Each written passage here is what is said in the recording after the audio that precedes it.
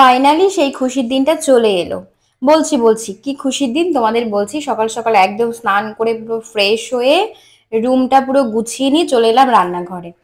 এখানে আমি বানাচ্ছিলাম চিকেন, আর অবশ্যই ভাত তো হয়েই এসেছে। চিকেনটা মোটামুটি হয়ে গেছে। দেখো টিফিনও প্যাক করে নিয়েছি। তাহলে বুঝতেই পারছো আজকে মোটামুটি 20 দিনের পরে বাবুর সাথে দেখা করতে যাচ্ছি।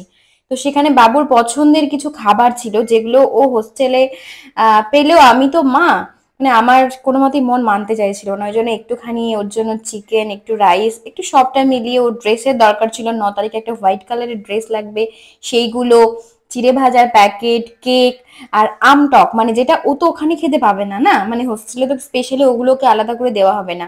এইগুলো নিয়ে পুরো ব্যাগ নিয়ে আমি পুরোই রেডি যাওয়ার জন্য। মানে ফাইনালি এতগুলো দিন পরে আমি যাচ্ছি, পুরো একদম ঢেকে নিয়েছি গা হাত পা, কারণ প্রচুর রৌদ্র ছিল বাইরে।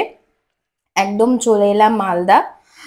মালদা যেহেতু রবিবারের দিন দেখা করতে গিয়েছিলাম, তো রবিবারের মালদাটা তোমাদের দেখাচ্ছি। দেখো জায়গাটা কেমন লাগছে দেখতে। অনেক পুরনো, অনেক দিনের অনেক কিছু আছে।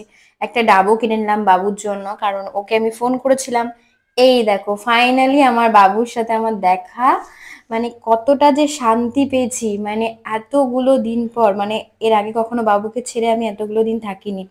ইভেন 1-2 দিন থেকেছি, তাও হয়তো আমার জায়ের বাবার বাড়ি গিয়েছে তখন হয়তো থেকেছি। দেখো কতটা খুশি, মানে একদম আদো আদো করছে পুরো।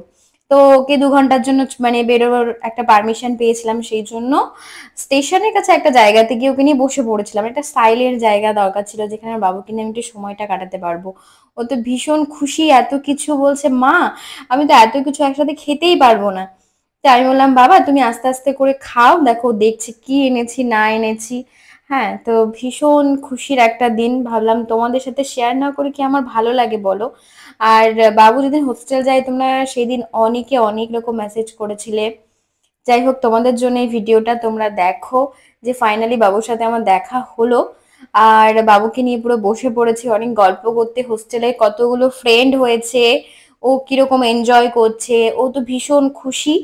মানে স্যার ম্যামরাও খুব ভালো, ওকে অনেক ভালোবাসে। আমাদের হোস্টেল সুপারের ওয়াইফ সবাই ভীষণ ভালোবাসে ওকে। আর ও খুব খুশি বাবা মাকে পেয়ে, মানে ও যে কি করবে ও তো কিছু বুঝতেই পারছে না।